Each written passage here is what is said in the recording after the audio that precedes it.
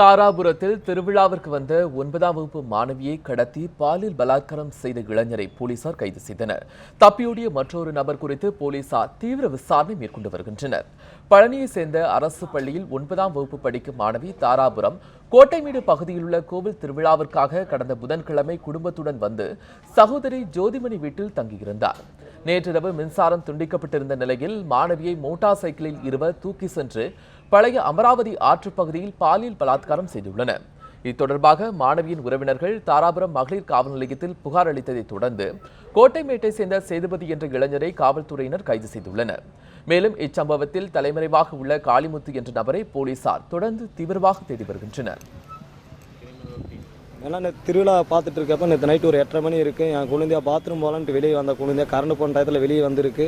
வெளியே வந்த பிள்ளைய கோட்டமேட்டை சேர்ந்த சேதுபதிங்கிற பையன் வாயை பொத்தி வண்டியில் உட்கார வச்சுட்டு கூட்டி போய் நம்ம ஆற்றுப்பாலம் பழைய பாலத்துக்கிட்ட பாலியல் பலாத்காரம் பண்ணி நைட்டு 11 மணிக்கு திரும்பி கொண்டு வந்து வீட்டில் விட்டுட்டாங்க. நாங்கள் நைட்டு விசாரித்து அவனை பிடிச்சி கொண்டு வந்து ஸ்டேஷனில் ஒப்படைச்சிட்ட காலையில் இன்னொருத்தனை போலீஸ் தேடிட்டு இருக்கு.